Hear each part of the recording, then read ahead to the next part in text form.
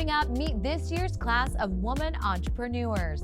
These women are making more than just an impact in business, but also on the next generation. The Whitney Reynolds Show is supported by Children's Learning Place, excellence in early childhood education since 1998, educating Chicago's children for 20 years. And the Auto Barn Mazda of Evanston and Chicago, the Auto Barn Mazda, where driving matters. Special thanks to the Illinois chapter of the American Foundation for Suicide Prevention, Dr. Daftari and the team at Arta Modern Dentistry, Kevin Kelly with Jameson Sotheby's International Realty, STI Movers, Mazda, Chicago Andrea Creative, and Cellular Intelligence.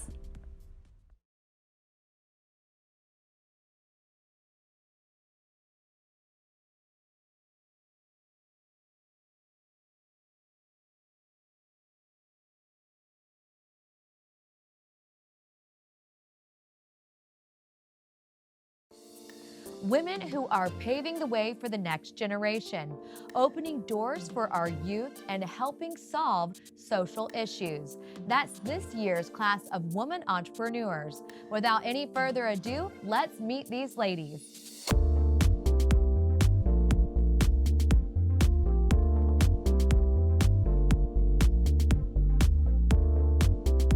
You're watching The Whitney Reynolds Show. They say behavior can be passed from generations, good or bad. And for this next mom and daughter case, that was true. Both suffered from eating disorders due to family trauma. Their lives were looking grim until they both had a moment where they turned everything around. Now they are paving a new road for people facing addictions. Welcome to the show, Tenny and Kim. It's not every day we have a mother-daughter team. Thank you, Whitney, for inviting us. It's good to be here. Good to be here. So both of you had addictions. Kim, I'm going to toss the first question to you. What was it like knowing that you'd had a mom with an addiction and then it kind of got passed down to you? Well, I took my first drink actually at the age of 5. And by age 8, I was anorexic, I believe. And I watched my mother, who was a compulsive overeater, who was 300 pounds, and I knew that I didn't want to be like her. And my mother would restrict our food, and so in turn, I became anorexic. And I felt like I did not deserve to eat. And when she's saying your mother, that she's talking about you. Right. And you're not 300 pounds now, and you are helping women, both of you two together, or all people, overcome addictions now. But how did you get into this addiction cycle? Well, actually, I came from a very dysfunctional home. My mom was a drug addict, alcoholic, and my dad was a violent man. And but anyway, I became her caretaker at a very young age. But at age 8, I made a decision my life was going to be different. I could just tell you the day. And I became an entrepreneur as a little kid, because we had very little money. And but because of the sexual abuse and a lot of abuse, my eating disorder started at age 4. Food did for me what drugs and alcohol did to my mom. I had this hole in the soul, and I put massive amounts of food in there, and it got to where it took more and more and more. By the time I was in the first grade, I weighed 100. I actually weighed what I do now, about 138, 139 in the first grade, and then ate myself up to almost 300. And swore I'd never marry an alcoholic, and I didn't. I married me 2 of them, and the first one was short-lived. And but I married a man with 3 children. He was practicing alcoholic. I did not know that because they all looked different, And so we put 2 families together. I had 7 children. But I looked around one day and I thought, if he doesn't quit drinking, I might have to make these kids a living. So that's when I went back to school, and the addiction field was just opening up. And so I got into the drug alcohol field first in the late 70s. When you got into the addiction field and decided you wanted to help others, did you still have addictions? Oh, absolutely, yes. I could lose 100, 150 pounds. I did that 5 different times. And the last time in 1972, I started practicing bulimia. I didn't know that it had a name. I could not stop the eating. I could not stop the massive amounts of eating. So I would eat, and then I started finding ways to get rid of the food because I had lost the weight and I didn't want to gain it back. And I gained about 50 pounds back at that time. And then in 85, it's actually a therapist that I had hired from California. He, in essence, did an intervention on me in the treatment center because he recognized my symptoms because his wife was recovering anorexic and bulimic. My liver was shutting down, my colon was shutting down. My face was just shattered with liver spots, and that's what he pointed out. And he pointed out my hair was falling out, cracks in the. Anyway, he had my number, and then he also, it's abusive to point out a problem without a solution. And Alan told me what the problem was. He said, "I think you're a bull," and I said, "Alan, I think you're nuts. What do you mean?" And he said, "Well, I think you're bulimic." I'd never heard the word before. Long story short, 3 days later, I was in LA going through treatment. They just opened a treatment center there. At that point, though, you were already in school to learn. Well, I was already a full-fledged therapist. I was program director of a treatment center, working every day, but so ill. I'd have to take one hand to pick the other one up. Oh my goodness. The bulimia almost killed me. I absolutely could have died from bulimia. So here you are. I just want to process that for our viewers.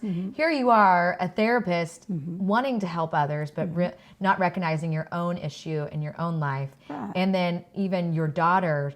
When did you guys come together and say, okay, we have both had very, very difficult roads. Now let's really make our mark when it comes to helping people overcome addictions? Okay, actually, when I was in treatment, Kim tried to kill herself, so they sent her to the treatment center where I was. She's the height that she is now, came in weighing 97 pounds, and refused help. Why was that, Kim? Because I was practicing all addictions, alcohol, drugs, sex and love addiction. I didn't want to give them all up. I mean, I did not want to give, and I would get clean in alcohol, but then I would be starving or throwing up or smoking. Is that something you've seen in your center, is that these addictions overlap? Like someone can overcome one and then they leave with another? Absolutely. That's why we're one of the few treatment centers that addresses all addictions with a primary focus on eating disorders, because it's about getting to the core pain. If you don't get to the core pain and see what's driving the addiction, we'll trade off from one to the other and it's all about easing pain, easing the pain of living. And so, yeah, we're still one of the few. I think we're the only one that probably addresses all addictions. Most go to eating disorders units for eating disorders and then alcohol or drug, but we're licensed for all. Our therapists are well trained in all addictions, and but the main thing is looking at where the eating disorder or the addiction started and lance that pain on the inside. That's what we do.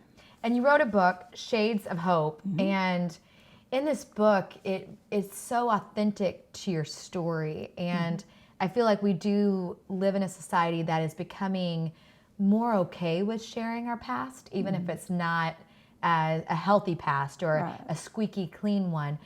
What would you want to say to our viewers that are watching that might have an addiction and want to overcome? Well, one thing, we are as sick as we are secret, and it's really important to tell someone. You don't have to tell everyone, you don't have to tell the world. It's important to tell someone that is safe. And the thing I would say is get help. Get help, the earlier the better. We were both pretty on the pretty chronic end. But any more people can get help when they're in the early stages of addictions. And with eating disorders, what I would say, and Kim and I do a 4-day intensive together. Now, not everyone needs inpatient 42-day treatment. And so we do an intensive, and that helps people to see if they really need more help, or sometimes it will get the food in order, and they can work on those underlining issues. And it's interesting. Today's show is on women entrepreneurs, which you're entrepreneurs because you have this treatment center that's helping so many people, but it is literally helping generations, because here you are, the mom, and your daughter encountered this, but now you're saying enough's enough. Enough's enough. Enough's enough. We are going to make changes for people that are coming after us. Absolutely. And that is beautiful. Absolutely. Okay, well, thank you both so much for coming on. Thank you for having us. Thank you. Chelsea Handler, a media maven that is using her platform to create social awareness and change. From refugees to disaster relief, let's see why Times named her one of the top 100 most influential people in the world.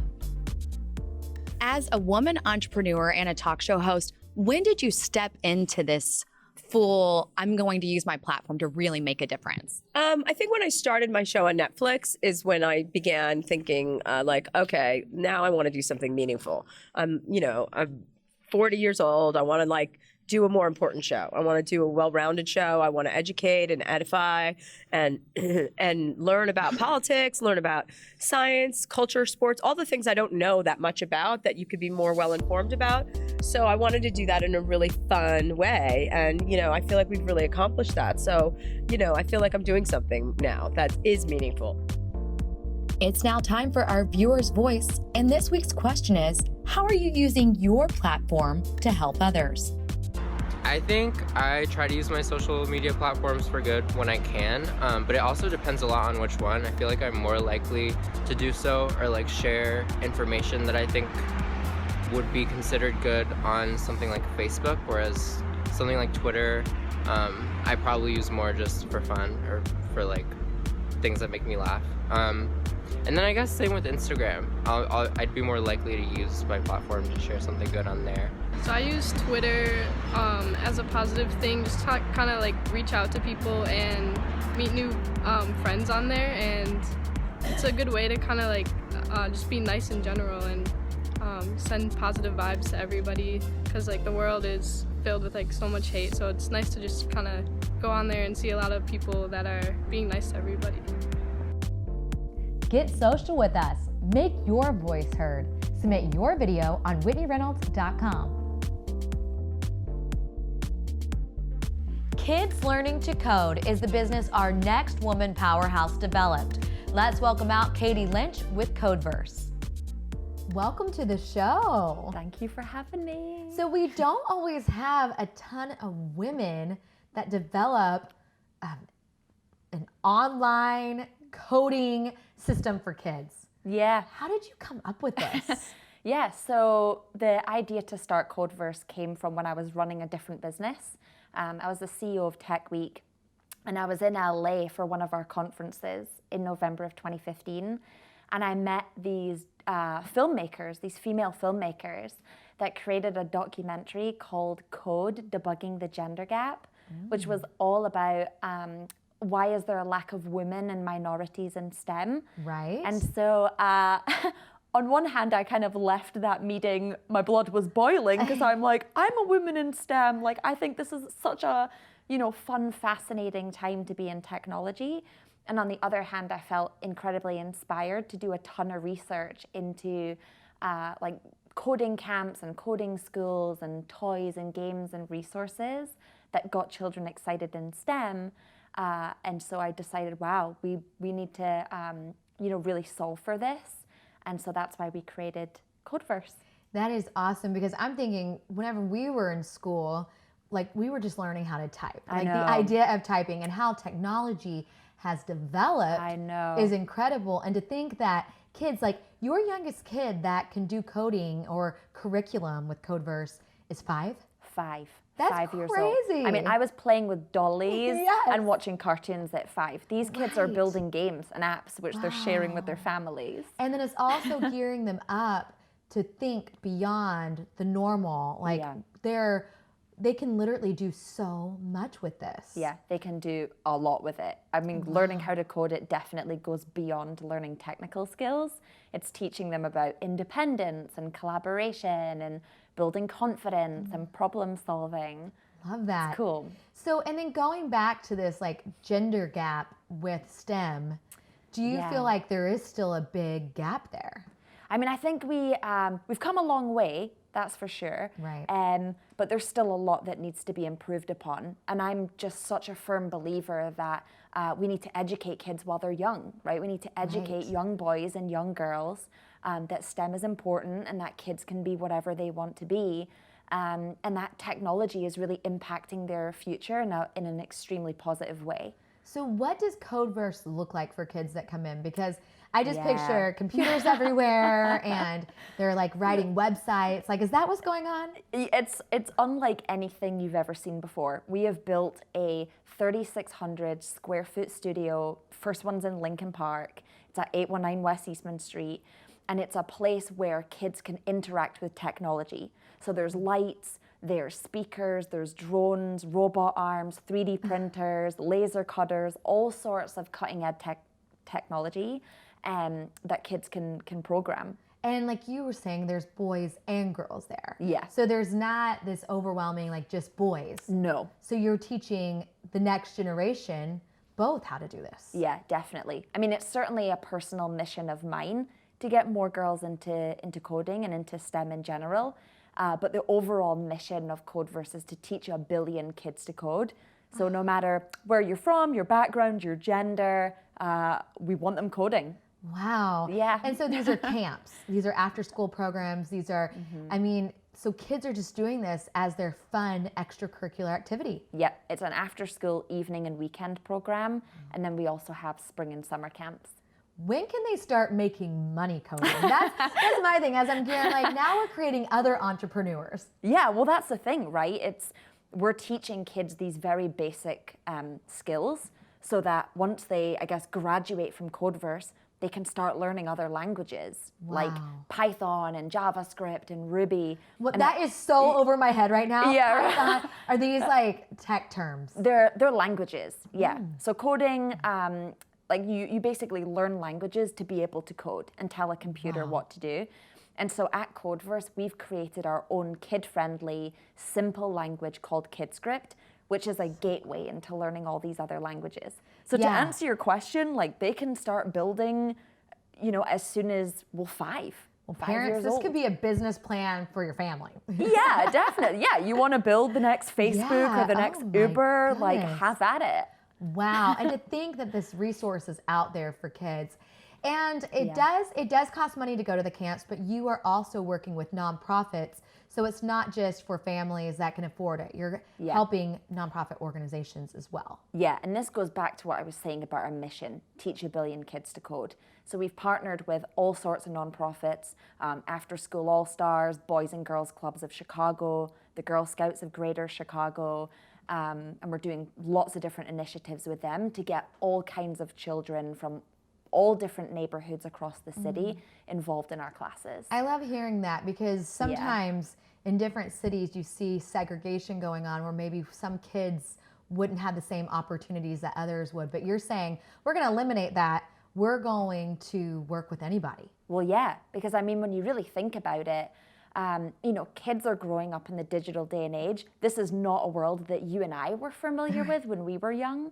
And when you start thinking about, the jobs of the future and the types of skills that kids are going to need in, 10, 15 years from now, coding is going to be one of those skills. It is a huge, huge asset to have. I feel like you're going to need like a mommy camp, like coding moms. Like I'll sign up because that is something that's so over my head. But like you said, it is going to be a necessity. People are going to need to know how to do it. Yeah, and I'll tell you, we have parents, hundreds of parents come into our studio say exactly that.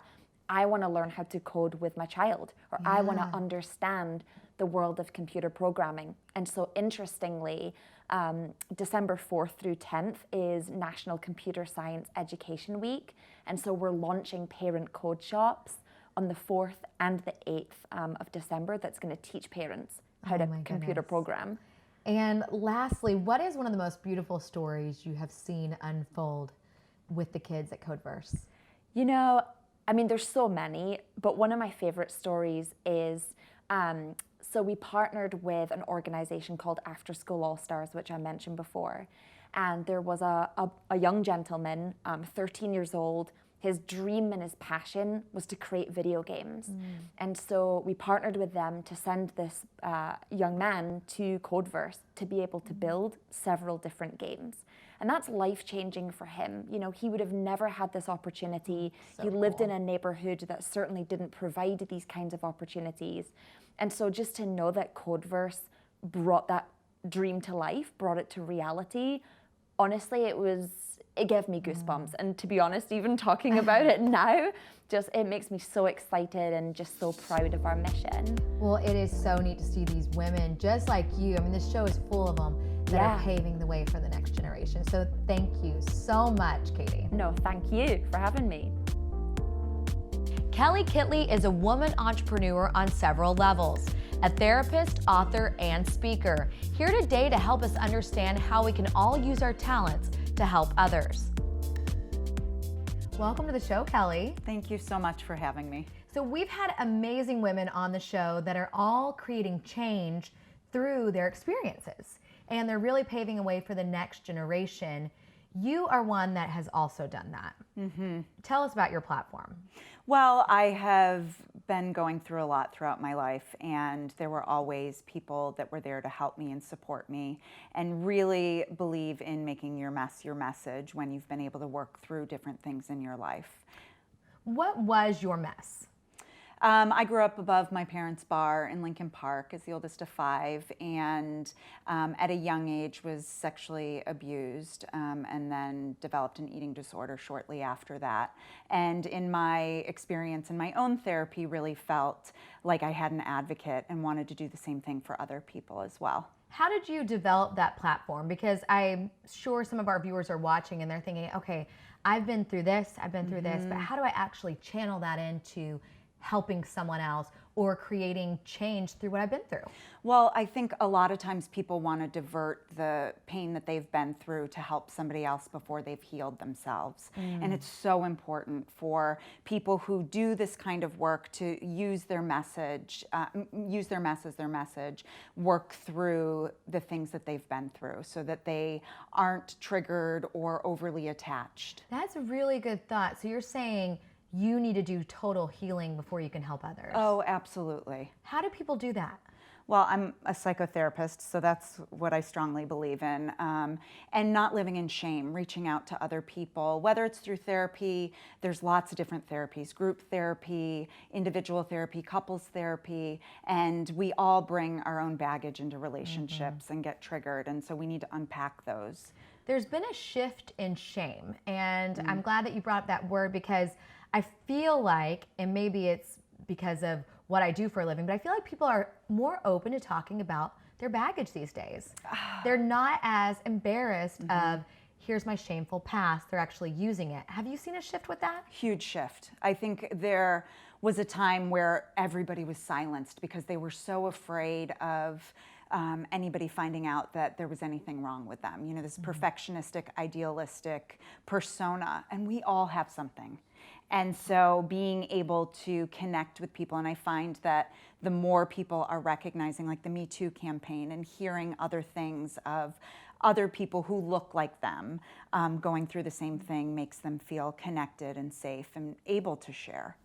How, with the platform and building a platform and this total healing concept, when could someone know they're ready to actually make a difference? That's a great question. I think it's different for everybody, but in terms of checking in with yourself and knowing that you're ready to make a career out of some of the things that you've been through, making sure that you're solid and talking about it with your therapist or whoever you find your role model to be in guiding you. And I think to have insight into your own perspective, but also to check in with somebody else who you trust.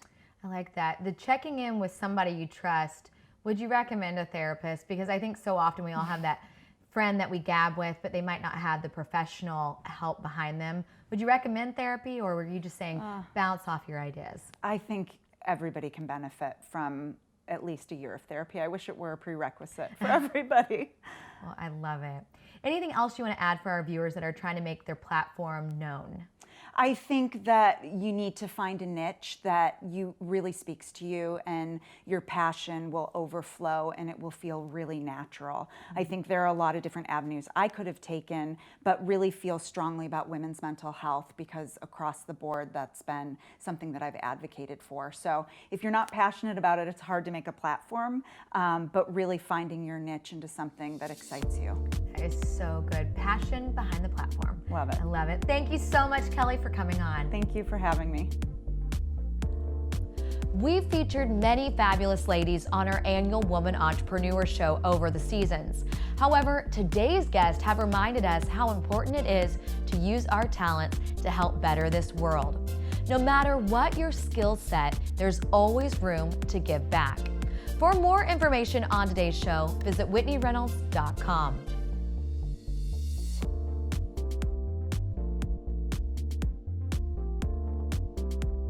Go beyond the interview with our 52-week guide of inspiration. The book goes deeper with the stories you see right here on The Whitney Reynolds Show. To order your copy for $12.95 plus shipping and handling, go to WhitneyReynolds.com/store.